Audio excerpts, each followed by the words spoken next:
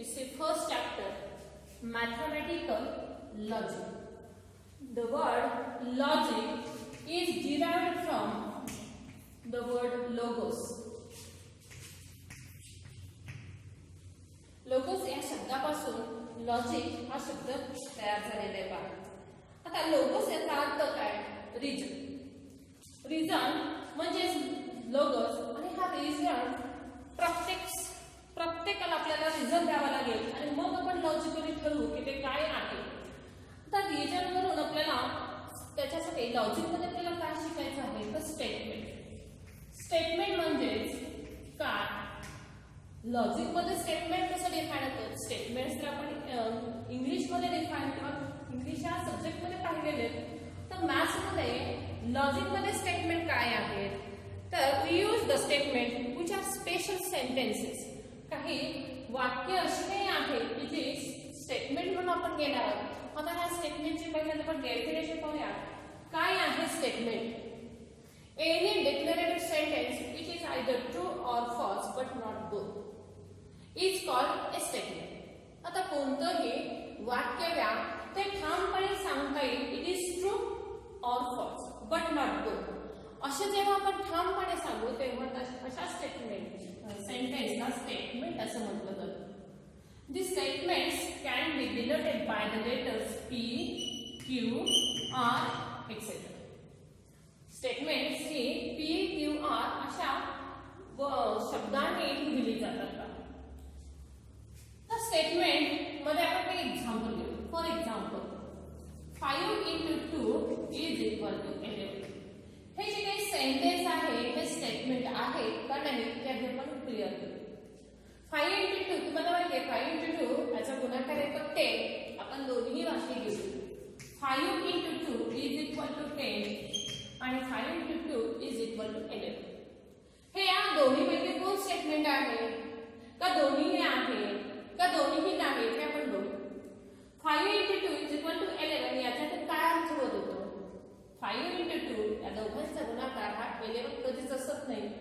म्हणजेच हे चुकीचं आहे. एकच अर्थ लागतो. असा अर्थ लागतो का हे बरोबर पण आहे. 5 into 2 11 कधी कधी आहे का? नाही, कधीच नाही. म्हणजे 5 into 2 is equal to 11 याच्यातून एकच अर्थ होत होतो इट इज फॉल्स. हे फॉल्स आहे. म्हणजे हे जे वाक्य आहे हे फॉल्स आहे. अर्थबोध झाला आणि तो एकच होतो. एका वेळेला एका वाक्यातून आपल्याला एकच अर्थ मिळतो आणि असा जो अर्थ मिळतो तो काही असेल, चुकीचा असेल किंवा बरोबर असेल, तर अशा वाक्याला आपण काय म्हणणार आहोत? स्टेटमेंट. हे स्टेटमेंट आहे. दुसरे वाक्य दिल्या 5 into 2 is equal to 11. हे काय आहे? 5 into 2 याचा गुणाकार 10 असतोच. म्हणजे याच्यातून तुम्हाला काय अर्थ झाला तर दोघांचा गुणाकार 10 आणि हे ट्रू स्टेटमेंट. हे ट्रू आहे. हे वाक्य हे ट्रू आहे. म्हणजेच आपल्याला कोणताही एक सेंटेन्स द्या त्याच्यातून जेव्हा आपण एकच अर्थ बोलतो किंवा एकच अर्थ लागतो तेव्हा तशा वाक्यांना आपण काय म्हणावं? स्टेटमेंट. मग हे ट्रू स्टेटमेंट आहे आणि म्हणून हे स्टेटमेंट आहे आणि मग ते ट्रू स्टेटमेंट म्हणतो. आता ट्रू आणि फॉल्स काय आहेत तर ह्या त्याच्या ट्रूथ व्हॅल्यूज आहेत. Truth values of statement. Statement असेल तर त्याला ट्रू किंवा फॉल्स यापैकी एक व्हॅल्यू असते आणि ती कशी लिहितात? कॅपिटल T आणि कॅपिटल F या अक्षराने दाखवतात. म्हणजे पहिल्यांदा आपल्याला कोणतंही दिलेलं वाक्य हे स्टेटमेंट आहे का नाही हे पाहावं लागेल आणि असेल तर मग त्याची ट्रूथ व्हॅल्यू. त्यासाठी पुस्तकात काही एक्झाम्पल दिलेत ते आपण बघूया. Every triangle has a 3 sides.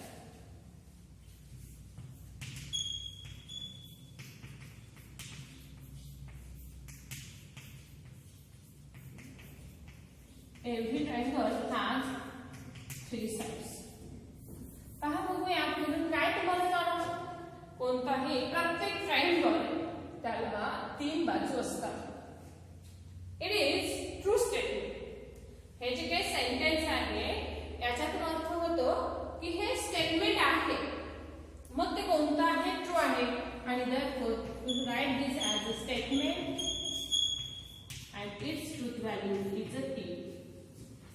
Next example. Mumbai is the capital of India.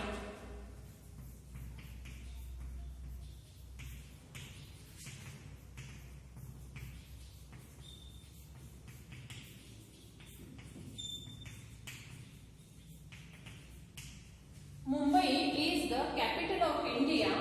याच्यामधून काय कळतं? मुंबई ही भारताची राजधानी आहे. इट इज स्टेटमेंट आहे का हे? असा अर्थ होतो का? आहे. काही ठिकाणी तो आहे आणि काही ठिकाणी तो नाही, असं नाही होत. Mumbai is the capital of India हे जे सेंटेन्स आहे ते स्टेटमेंट आहे आणि याची truth value he false. Now next example. A natural number is an integer. A natural number is an integer. हे जे सेंटेन्स आहे हे स्टेटमेंट आहे का? बघा बरं. A natural number is an integer. कोणतीही नैसर्गिक संख्या घ्या, तो इंटीजर असतो, पूर्णांक असतो. It is statement and its truth value is a t. हे स्टेटमेंट आहे आणि याची ट्रूथ व्हॅल्यू टी आहे. म्हणजेच एकूणच काय, आपण चॅप्टरची सुरुवात केली आहे mathematical logic. Logic to means reason, आणि रिजन वरून आपल्याला काय काय येतं, रिजन म्हणजे काय काय पाहायचं आहे. तर फर्स्ट वी सी स्टेटमेंट म्हणजे काय. आता आपल्याला या लॉजिक मध्ये सेंटेन्सेस किंवा स्पेशल सेंटेन्सेसचा अभ्यास करायचा आहे.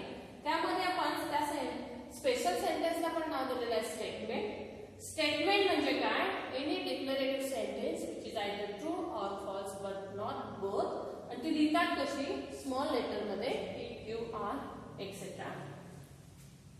काही उदाहरण आपण घेतले. त्यानंतर आपण पाहतोय पहा ट्रूथ व्हॅल्यू ऑफ स्टेटमेंट, ज्या टी आणि एफ या अक्षराने दाखवतात. आणि काही एक्झाम्पल्स आपण पाहिले.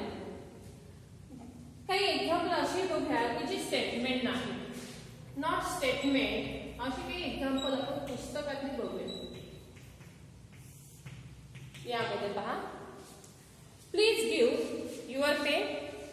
कृपया मला तुझा पेन देशील का? What is your name? What a beautiful place it is. How are you? Do you like to play tennis? Open the window. Let us go for tea and sit down. कोणतंही यातलं वाक्य घ्या, याच्यामधून तुम्हाला ठामपणे एकच अर्थ मिळतो का, इट इज ट्रू और इट इज फॉल्स? नाही. ही टाइप्स ऑफ एक्झाम्पल्स ही काय आहेत? These are the interrogative, exclamatory, command, order, request किंवा सजेशन असणारे हे स्टेटमेंट्स सेंटेन्सेस आहेत. आणि अशा टाईपची ही सेंटेन्सेस ही स्टेटमेंट नाही, which are not statements. Now consider the following examples. That is 3x upon 2 minus 9 is equal to 0. The next one is he is a tall. Mathematics, he is tall.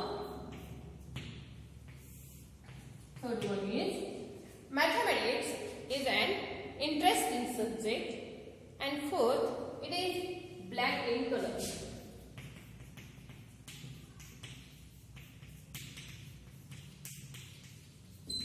Now seeing these examples, first 3x upon 2 minus 9 is equal to 0. If we put the value of x is equal to 6, then it is true statement. And if value of x is equal to not equal to 6, then it is a false statement. म्हणजे तुम्ही या statement मध्ये काहीतरी put केल्यानंतर x ची value काहीही put करा, तुम्हाला हे जे सेंटेन्स आहे त्याला स्टेटमेंट म्हणतात. मात्र फक्त 3x upon 2 minus 9 is equal to 0 हे सेंटेन्स आहे, स्टेटमेंट नाही. ही इज अ टॉल, तो उंच आहे. It is black in colour, ते कलरनी काळे आहेत. Fourth, mathematics is an interesting subject. अशी काही जी एक्झाम्पल्स आहेत यामध्ये काय होतं तर त्यांची जी ट्रुथ व्हॅल्यूज आहे it varies from person to person. In all above the sentences, the truth value depends upon the situation. Such sentences are called open sentences. अशा टाईपच्या सेंटेन्स ना ओपन सेंटेन्सेस असं म्हणतात. जर का आपण यामध्ये काही पुट केलं तर हे सेंटेन्स स्टेटमेंट होऊ शकतात आणि म्हणून या अशा स्टेटमेंट्सना ओपन सेंटेन्सेस म्हटलं जातं. आणि ह्या open sentences is not statement. या टाइपची स्टेटमेंट्स ही कशा आहेत ओपन सेंटेन्सेस आहे आणि open sentences is not statement.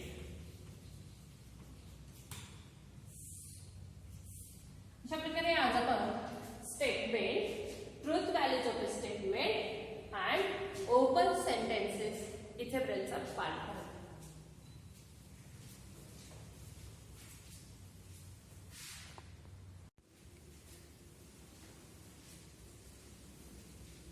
Logical connectives, simple and compound statement. What is mean by logical connectives? Connectives means connection. दोन स्टेटमेंट ला जोडणाऱ्या शब्दांना कनेक्टिव्ह असं म्हणतात. कोणकोणते टाइपचे कनेक्टिव्ह कोण कनेक्टिव्ह आहेत किंवा काय म्हणतात connect the word or phrases which are used to connect two statements are called logical connectives. असे कोण आहेत नो and या शब्दाने दोन वाक्य जोडली जातात or if dot dot then if and only if आणि not. अशी काही शब्द किंवा शब्द रचना आपल्याला बघायची आहेत की ज्या कनेक्टिव्ह म्हणून वापरल्या जातात आणि त्या आहेत and or if dot dot then if and only if आणि not. यांना या शब्दांना किंवा या फ्रेजेसना लॉजिकल कनेक्टिव्ह असं म्हटलं जातं. Now we see simple statement. What is mean by simple statement? For example, Ram is a honest boy. या वाक्याचा दोन भाग करता येतात का दोन वाक्यच तयार करतात. Ram is a honest boy. आता या वाक्यातून आपल्याला दोन भाग करता येतात दोन वाक्य तयार करता येत नाही आणि मग अशा वाक्याला काय म्हणता येईल सिंपल स्टेटमेंट.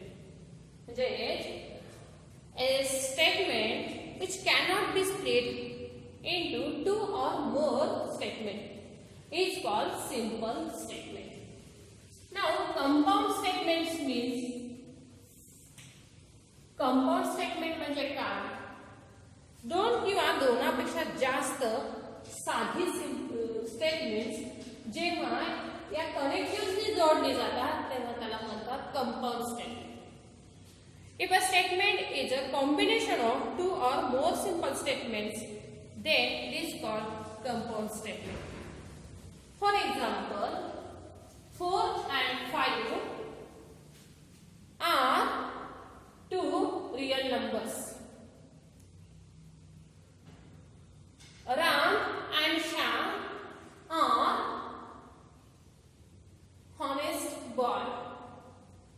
अशा टाइपचे आपण वाक्य दोन वाक्य घेऊ शकतो आणि ती यापैकी कोणत्याही एका शब्दाने किंवा फ्रेजने जोडू शकतो आणि मग जोडल्यानंतर जे वाक्य तयार होतं त्याला म्हणायचं आहे compound statement.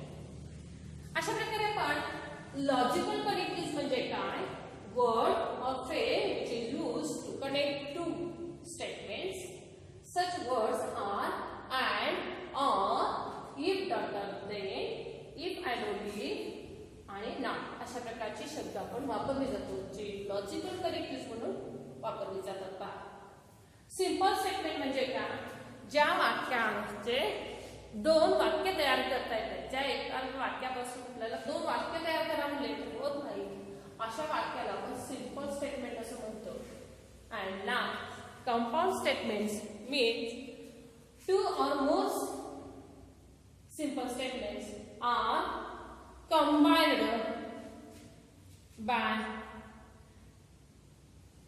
these logical connectives. या कनेक्टिव्हजनी जेव्हा दोन साधी सिंपल स्टेटमेंट जोडली जातात, दोन किंवा दोनापेक्षा जास्त अशा स्टेटमेंटला कंपाऊंड स्टेटमेंट असं म्हटलं जातं. ओके.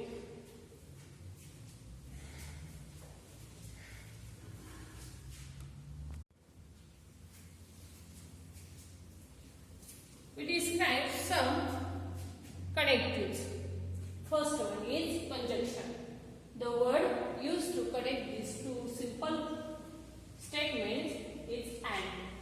दोन सिंपल स्टेटमेंट जेव्हा आपण जोडू तेव्हा and या शब्दाने जेव्हा जोडू तेव्हा अशा टाईपच्या कनेक्टिव्हला कंजंक्शन असं म्हटलं जातं. कंजंक्शन मध्ये आपण घेऊया दोन simple statements.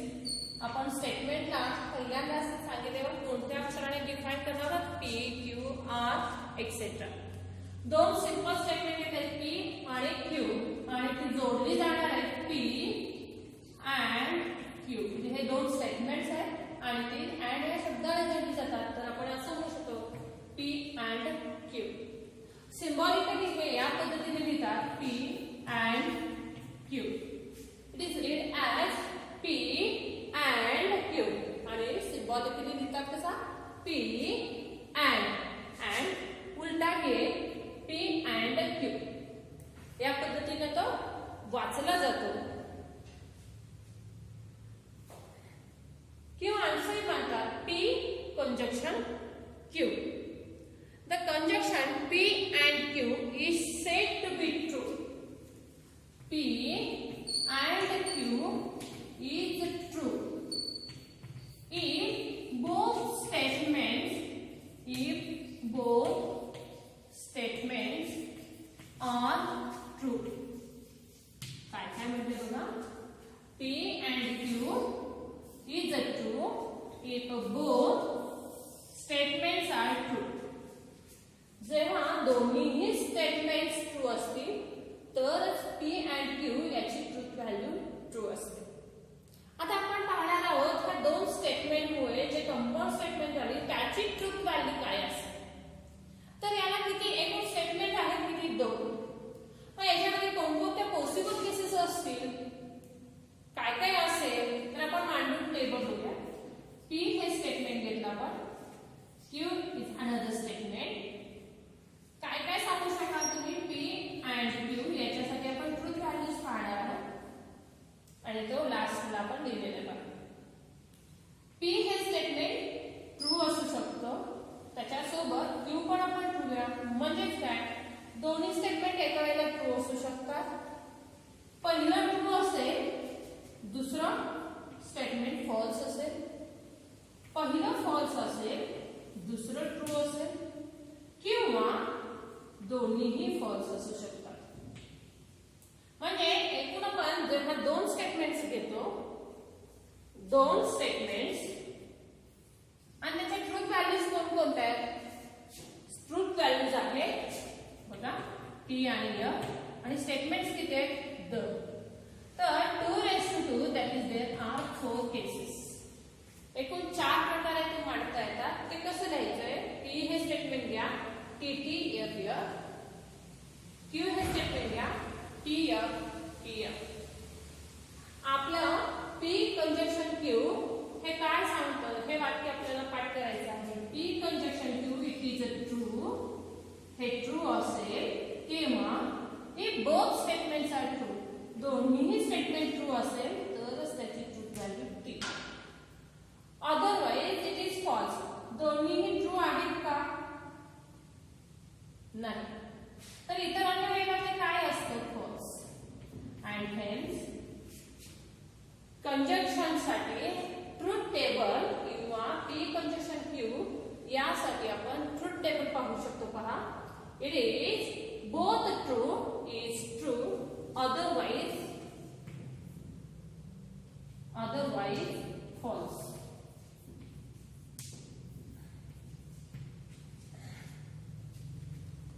P conjunction Q, it is true if both are true, otherwise false.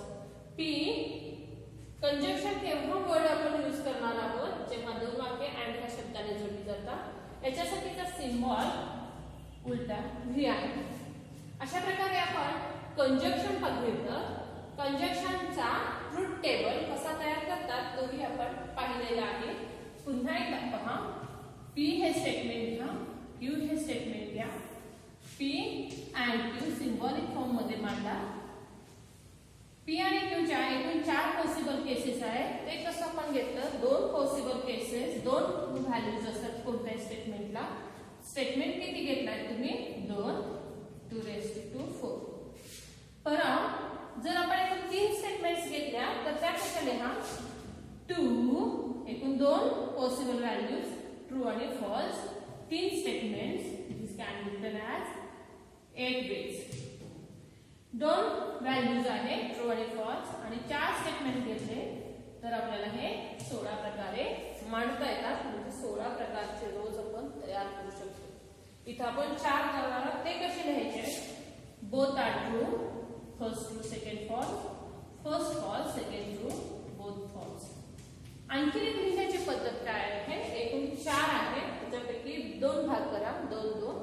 T पहिले 2 टी, दुसरे 2 एफ आणि सेकंड जो लास्ट आहे म्हणजे क्यू अल्टरनेट टीएफ लिहा. टीएफ. इथं काय सांगितलेलं आहे, both are true, is a true, otherwise false. आता फक्त काय चेक करायचे, हे दोन्ही ट्रू आहेत का, आहेत. अदरवाइज काय आहे, फॉल्स.